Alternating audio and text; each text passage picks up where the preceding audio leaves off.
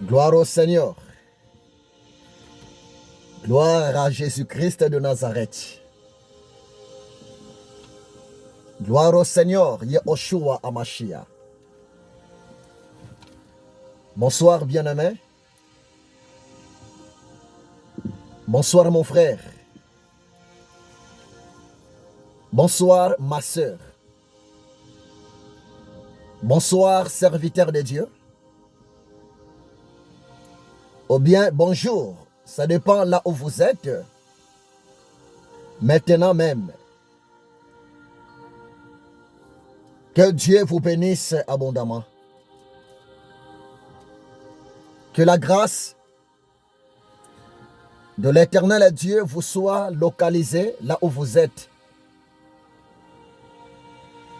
Mon ami, je suis encore tellement dans la joie de m'approcher auprès de vous pour vous parler du nom de Yehoshua Amashia. Vous savez bien aimé, le seul nom qui peut donner l'espoir à quelqu'un, le seul nom qui peut sauver quelqu'un, le seul nom qui peut délivrer quelqu'un, le seul nom qui peut changer l'histoire de quelqu'un, c'est le nom puissant de Jésus-Christ de Nazareth. C'est pour cela, bien-aimé, il est tellement important, il est tellement nécessaire, journalièrement, écoutez le nom de Jésus. Nous écoutons le nom de Jésus. Nous parlons de Yehoshua Amashia d'une manière et d'une autre. Et parmi les moyens par lesquels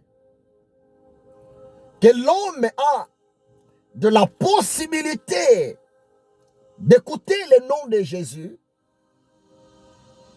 c'est aussi le moyen de la prédication.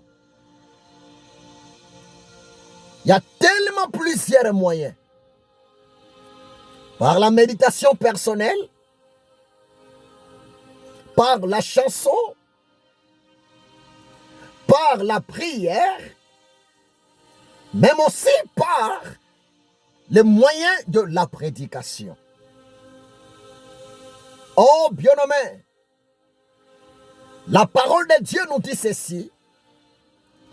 Yehoshua Amashia, il est le même hier, aujourd'hui et éternellement. C'est vrai, mes amis, que Dieu vous bénisse encore pour votre disponibilité et pour votre permission.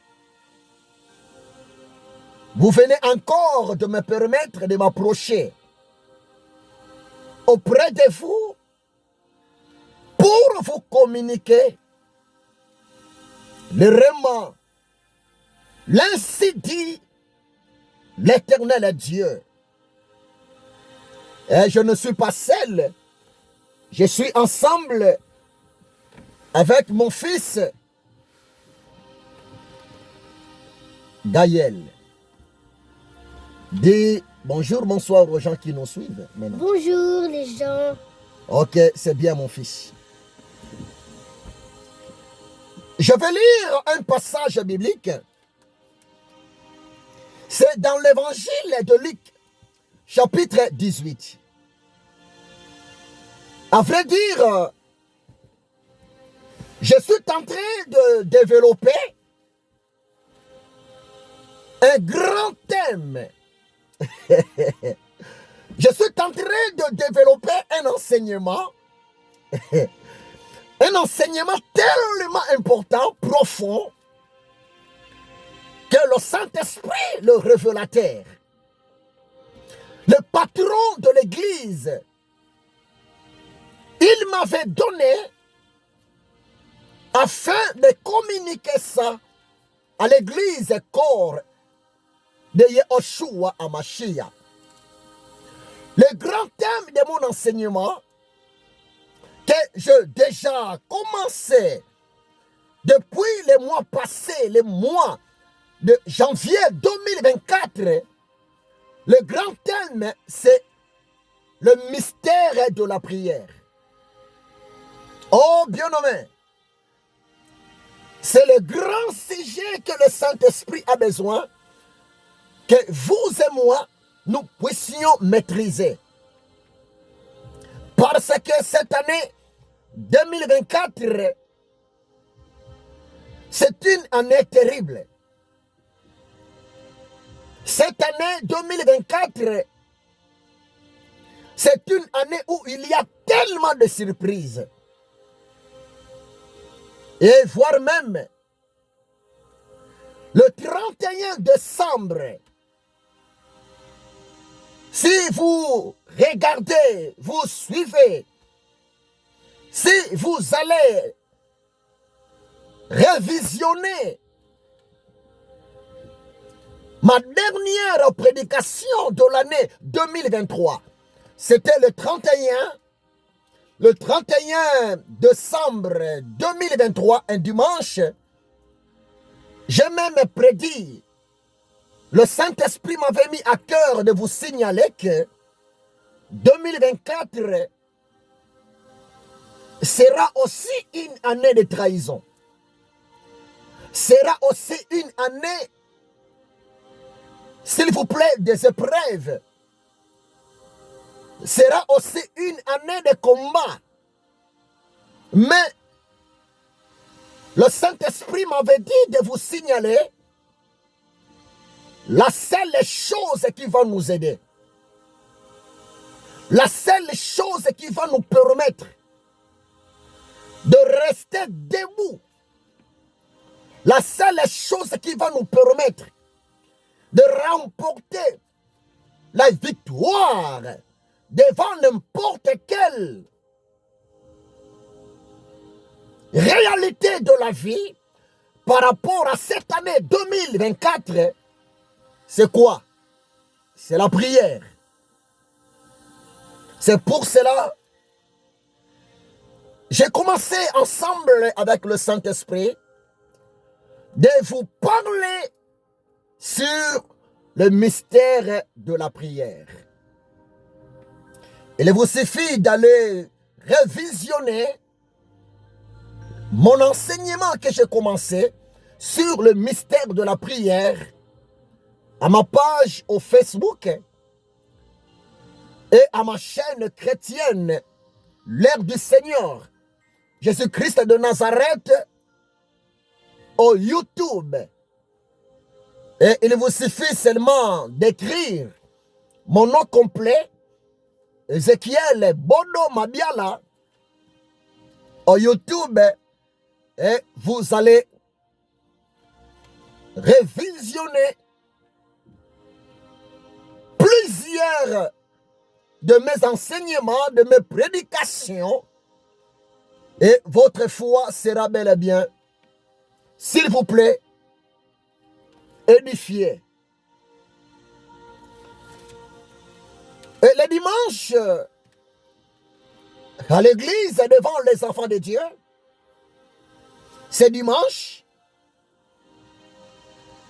je parlais sur un chapitre. C'est dans le livre de l'évangile selon Luc. Et je vais continuer ça. C'est tellement profond. Si vous lisez Luc chapitre 18, versets 1 à 8, il s'agit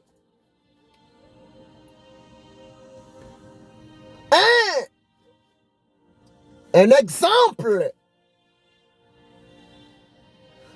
il s'agit d'une leçon,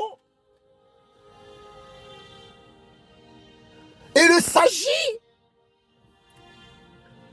d'un enseignement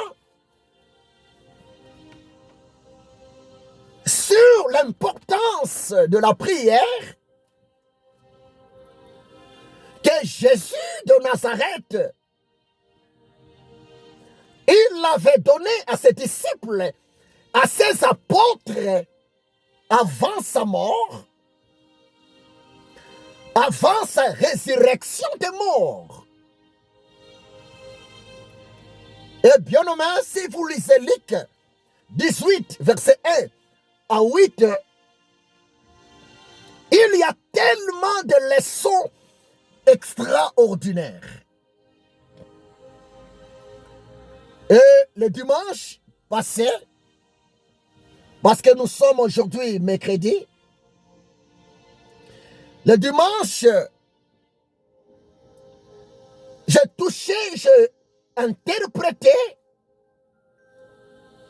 le verset 1. Je vais encore commenter quelque chose. Et par la grâce de Dieu, nous allons continuer notre enseignement. N'oubliez pas, le grand thème de mon enseignement que j'ai commencé depuis les mois passés, les mois de janvier 2024, je vous parle sur le mystère de la prière. Le secret de la prière. Oui, bien-aimé.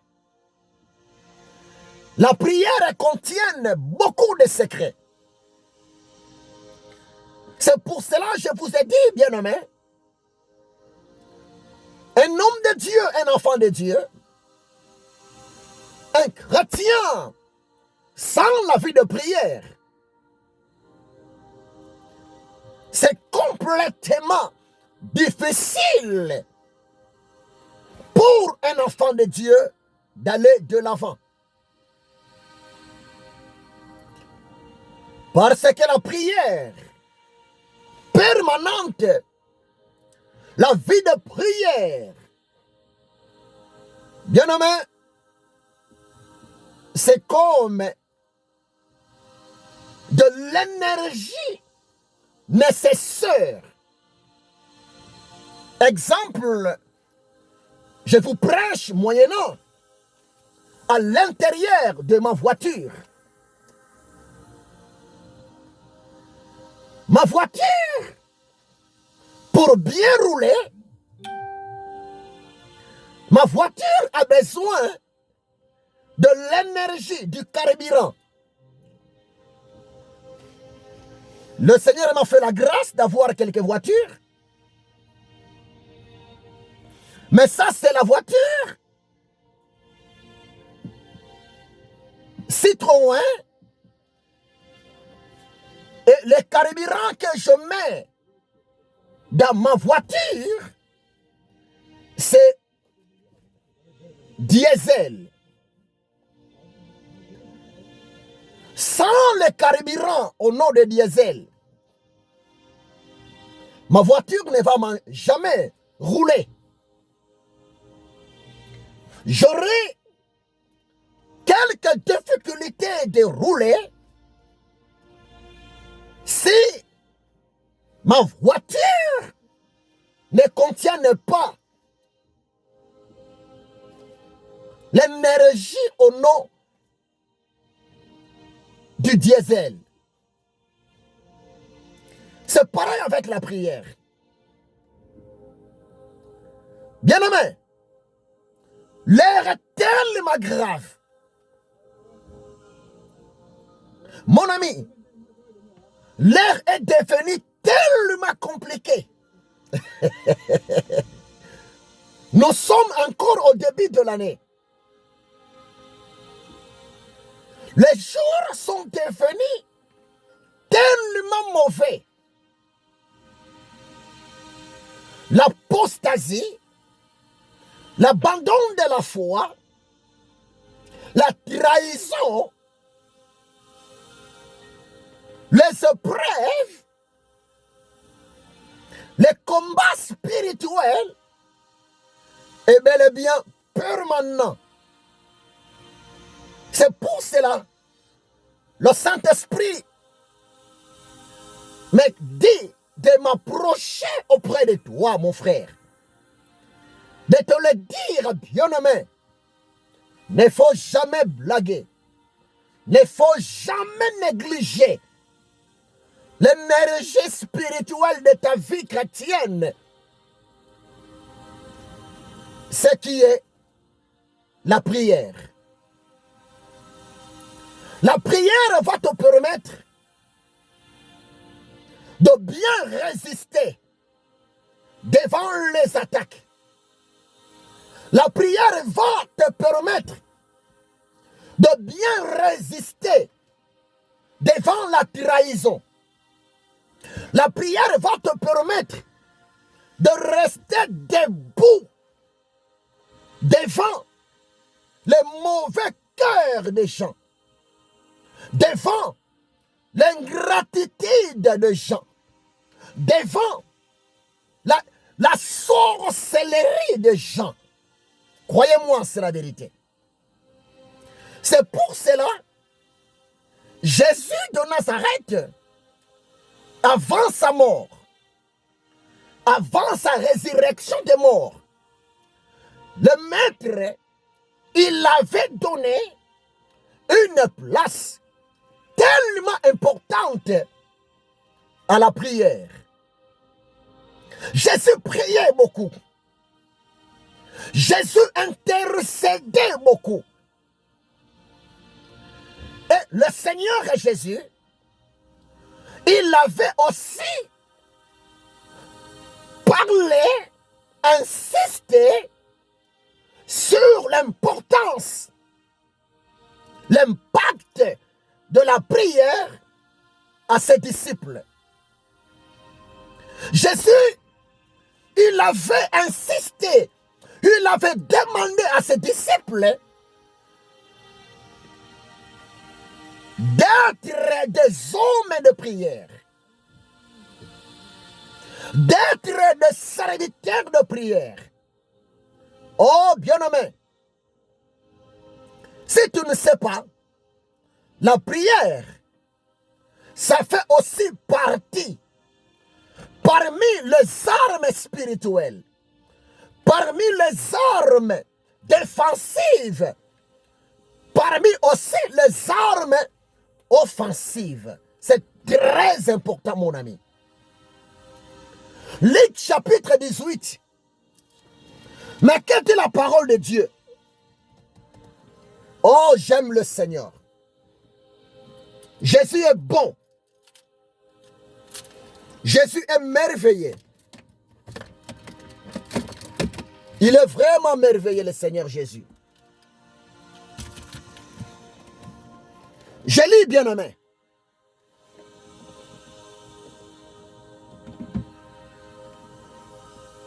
Luc chapitre 18. Jésus leur adressa une parabole pour montrer qu'il faut toujours prier et ne point se relâcher. Là, c'est le verset 1. Jésus montra à ses disciples, Jésus parla à ses disciples, Jésus enseignant à ses disciples, moyennant une parabole, pour leur montrer, il faut vraiment prier sans se relâcher. Il faut demeurer dans la prière sans se relâcher. Bien-aimé, rien que dans le verset 1, le Seigneur Jésus parla Il voulait seulement montrer à ses disciples. Et aujourd'hui, le Seigneur Jésus voulait seulement te montrer, voulait seulement me montrer que la prière devrait être une vie permanente pour nous, ses serviteurs, pour nous, ses disciples. Croyez-moi, c'est la vérité. Luc chapitre 18, verset 1, la Bible parle clairement. Jésus, il a voulu utiliser une parabole. Il a voulu enseigner ses apôtres moyennant d'une parabole pour montrer à ses apôtres: vous devrez toujours prier, vous devez toujours continuer la vie de prière sans se relâcher. Oui, bien aimé, c'est tellement important. L'homme de Dieu, serviteur de Dieu, nous ne sommes pas obligés de nous fatiguer. Nous ne sommes pas obligés d'arrêter de chercher la face de Dieu.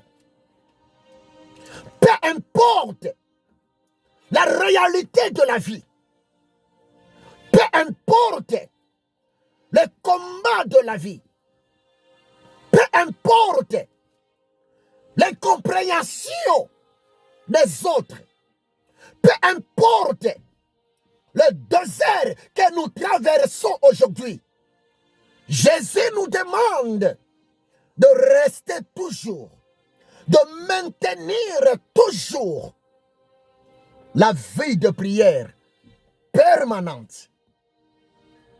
Tu sais pourquoi, bien-aimé? La vie de prière permanente, ça va nous permettre de rester dans une bonne communion avec l'Éternel et notre Dieu.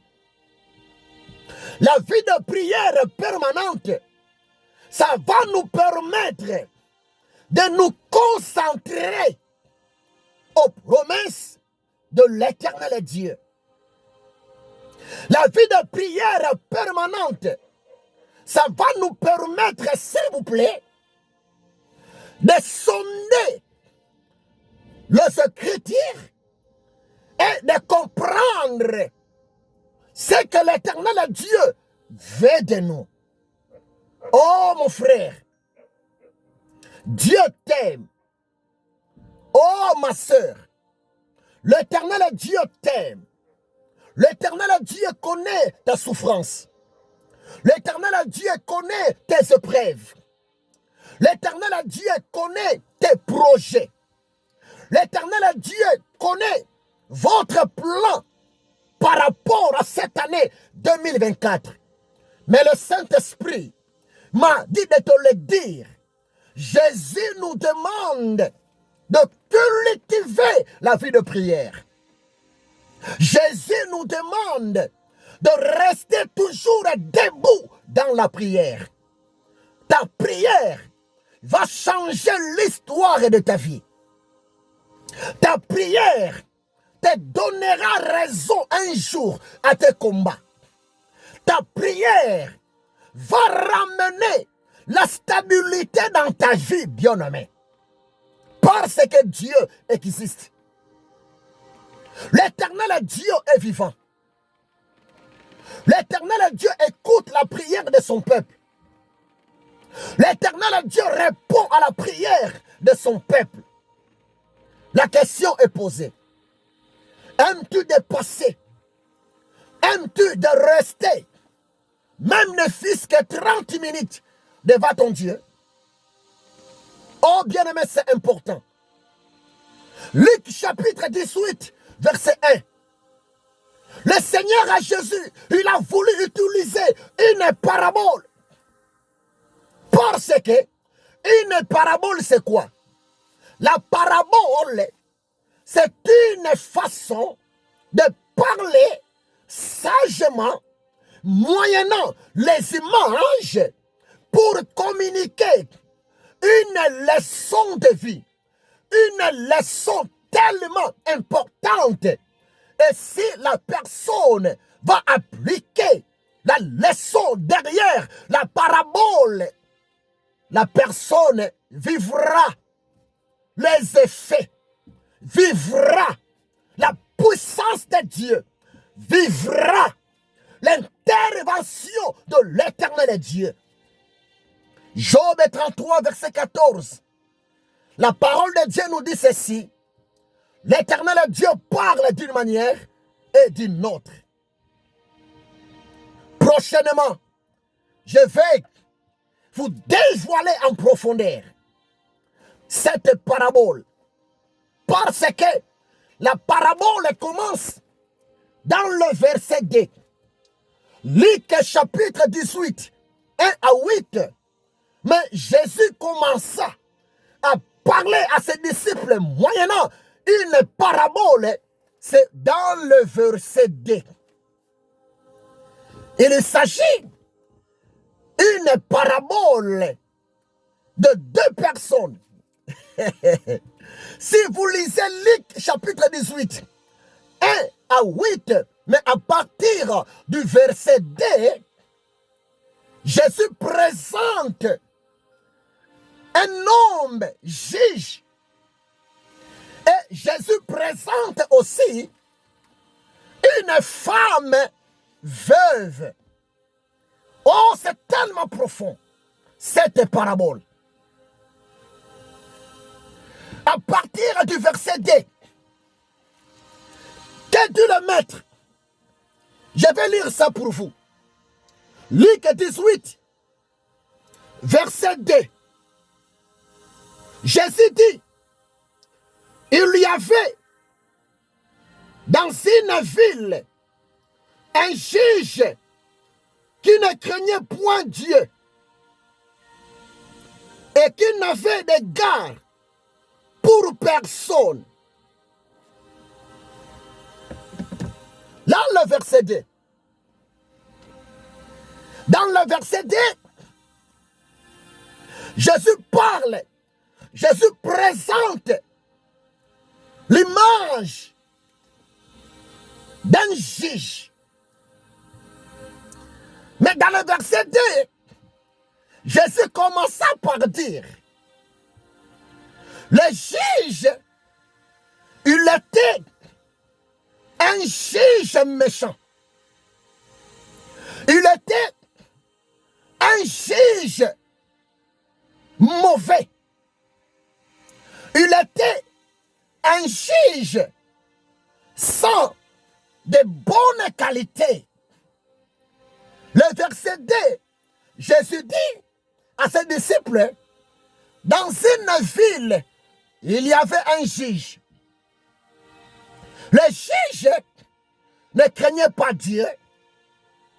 Le juge ne portait pas le regard. Le juge n'écoutait même pas les gens qui venaient vers lui exprimer leurs problèmes. Oh bien-aimé, il y a tellement de secrets à vous dévoiler. Et si vous lisez le verset 3, Jésus dit dans le verset 3,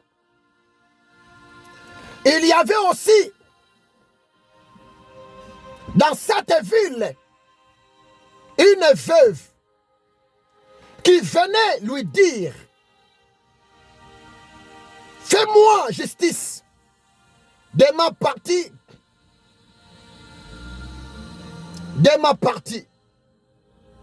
adverse.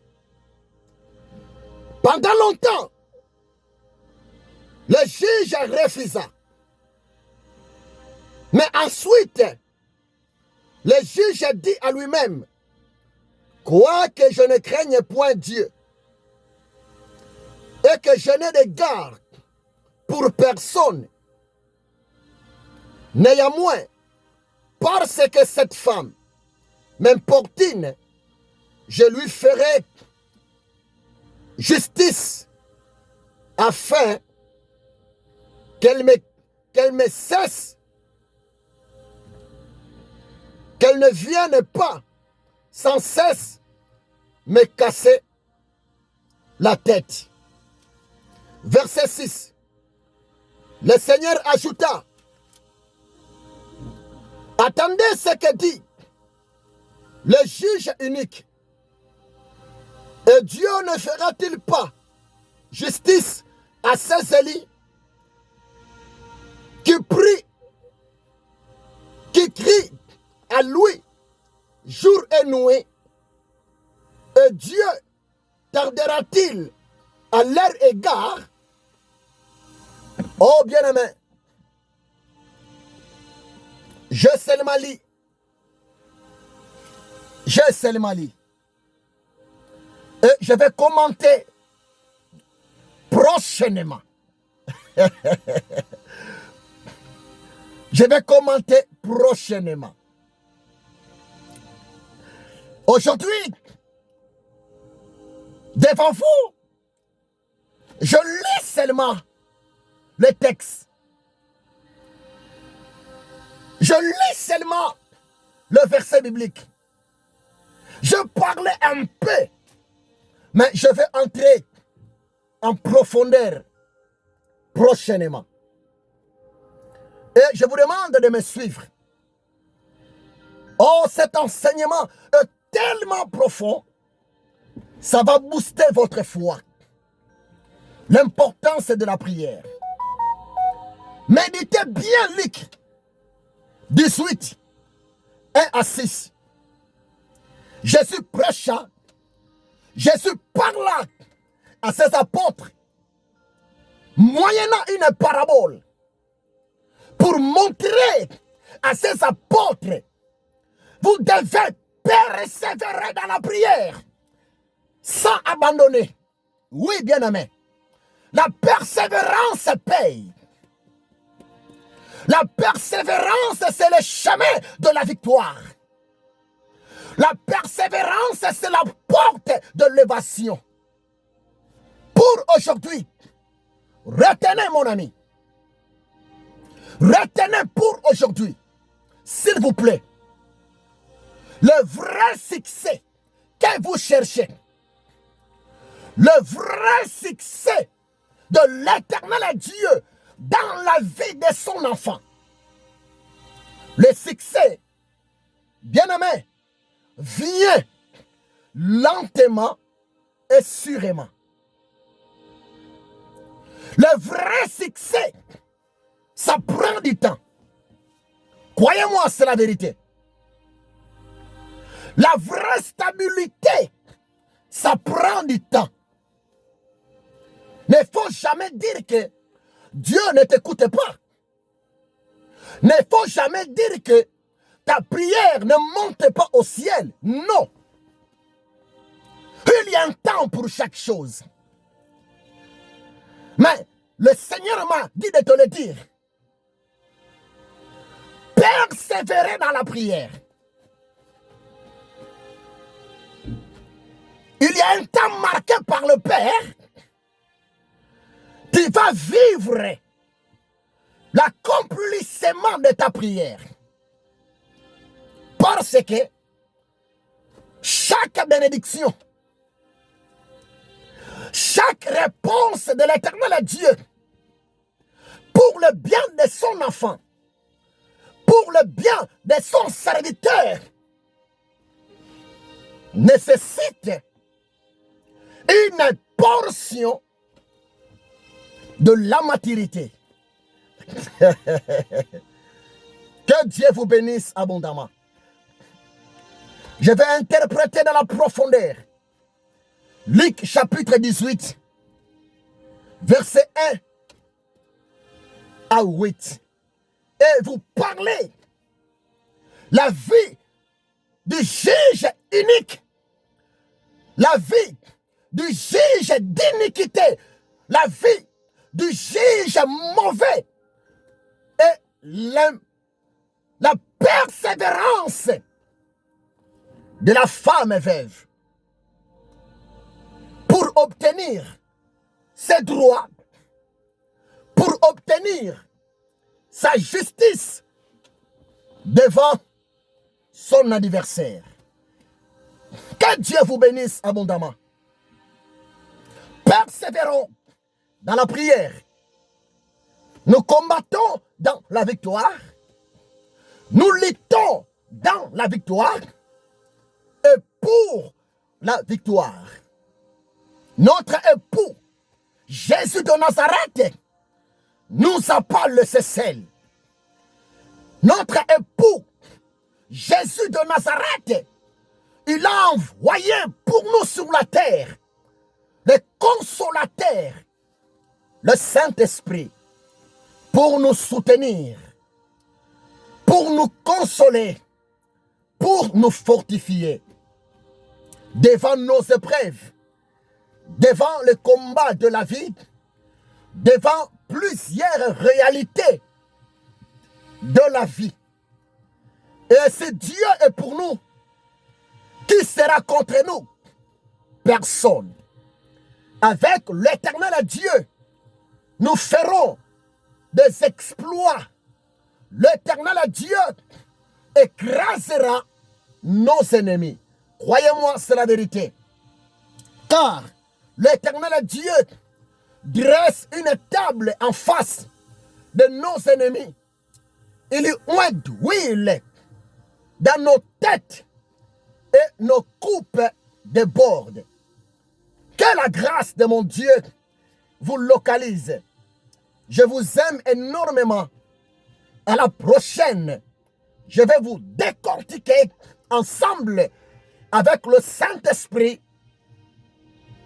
sur la suite de l'enseignement, le mystère de la prière, et je vais décortiquer Luc chapitre 18, versets 1 à 8.